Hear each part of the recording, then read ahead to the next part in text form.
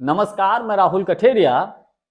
महाराष्ट्र के deputy CM NCP Ajit Pawar के मुखिया अजित पवार जी का महाराष्ट्र के बारामती में एक विमान हादसे में उनकी मृत्यु हो गई, उनका देहांत हो गया। मैं उनको विनम्र श्रद्धांजलि अर्पित करता हूं।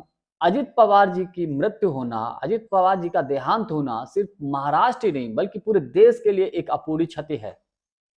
अजित पवार जी का प्लेन एक्सीडेंट में देहांत होना तमाम राजनीतिक विश्लेषक, अजित पवार जी के चाहने वाले लोग, कई पॉलिटिशियंस ने इसको लेकर गंभीर सवाल खड़े किए हैं। पश्चिम बंगाल की मुख्यमंत्री ममता बनर्जी जी ने तो ये यहां तक बोल दिया है कि इसकी माने सुप्रीम कोर्ट की निगरानी में एक निष्पक्ष जांच होनी चाहिए, क्योंकि हमको किसी भी जांच एजेंसी पर भरोसा नहीं है। यानी कि उन्होंने इशारा ये किया है कि ये हादसा भी हो सकता है और इसके पीछे कोई साजिश भी हो सकती है।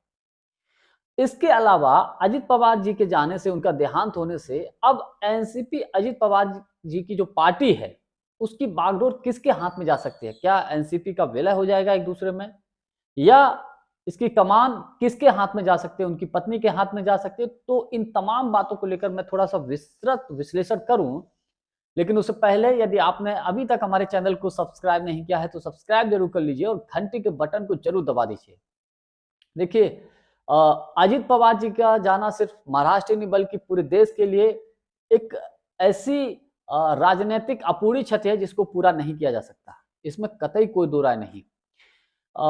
पश्चिम बंगाल की मुख्यमंत्री ममता बनर्जी जी ने स्पष्ट तरीके से गंभीर आरोप लगाया है कि इसके पीछे साजिश हो सकती है।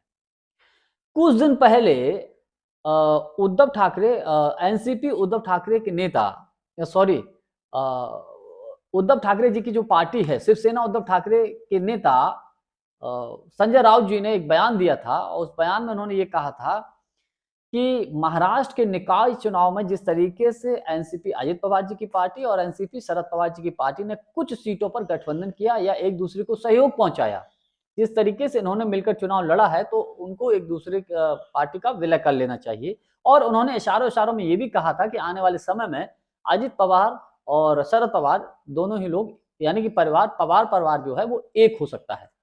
इस तरीके का उन्होंने इशारों इशारों में कहा था। किसने कहा था? संजय राउत जी ने।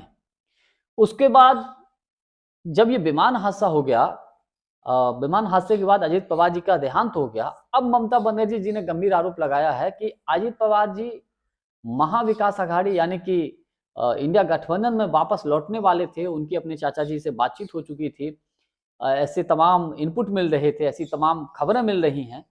तो कहीं ऐसा तो नहीं कि वो वापस हो रहे थे तो ये इस हादसे के पीछे कोई साजिश हो, जानबूझकर ये किया गया हो? ये गंभीर सवाल लगाया है, गंभीर आरोप लगाया है, एक सवाल भी नहीं, गंभीर आरोप लगाया है ममता बनर्जी जी ने। कि और उन्होंने यहाँ तक कहा है कि इसकी निष्पक्ष जांच होनी चाहिए, माननीय सुप्रीम कोर्ट की निगरानी में होनी चाहिए। और इसमें जो ऐसा भी नहीं कि मुझे किसी एजेंसी के थ्रू नहीं होनी चाहिए, मुझे किसी एजेंसी पे भरोसा नहीं, उन्होंने यहाँ तक कहा है। अब देखिए, इसको लेकर महाराष्ट्र के जो मुख्यमंत्री हैं देवेंद्र फडणवीस, उन्होंने कड़ी प्रतिक्रिया दी है।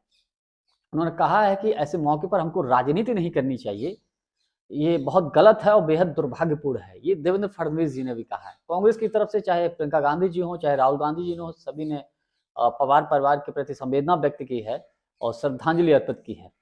कुल मिलाकर अब बात यहाँ पर आती है कि साहब, अजित पवार जी के देहांत के बाद उनकी पार्टी का क्या होगा?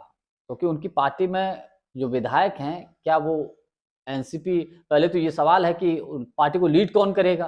क्या उनकी पत्नी करेंगी, या एनसीपी अजित पवार जी की पार्टी का विलय एनसीपी शरद पवार में हो जाएगा, यानी कि पुनः परिवार एकजुट हो जाएगा? और परिवार में फिर ऐसा कौन व्यक्ति है जो लीड कर सकता है, जिसके नाम पर सब सहमत हो सकते हैं? तो मेरा व्यक्तिगत मानना यह है कि शायद शरद पवार ही जी एक ऐसे व्यक्ति हैं जिनके नाम पर चाहे एनसीपी अजित पवार जी के परिवार के पार्टी के लोग हों, विधायक हों, या शरद पवार जी की पार्टी के लोग हों, सब शरद पवार जी के नीचे खड़े होने में किसी को कोई ऐतराज नहीं हो सकता है। अगर विलय होता है तो शरद पवार जी ही फिर से पार्टी के मुखिया होंगे, दोनों ही एनसीपी के।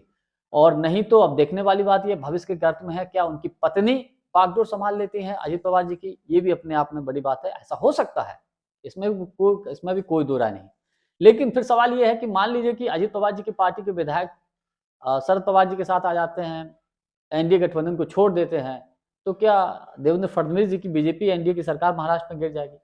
तो देखिए उससे कोई फर्क नहीं पड़ेगा। अगर अजित पवार जी की पार्टी के विधायक छोड़ भी देते हैं एनडीए तो कोई फर्क पड़ने वाला नहीं। हाँ, एकनाथ शिंदे ने भी अगर पार्टी को छोड़ दी तो जरूर देवेंद्र फडणवीस की सरकार महाराष्ट्र में गिर जाएगी।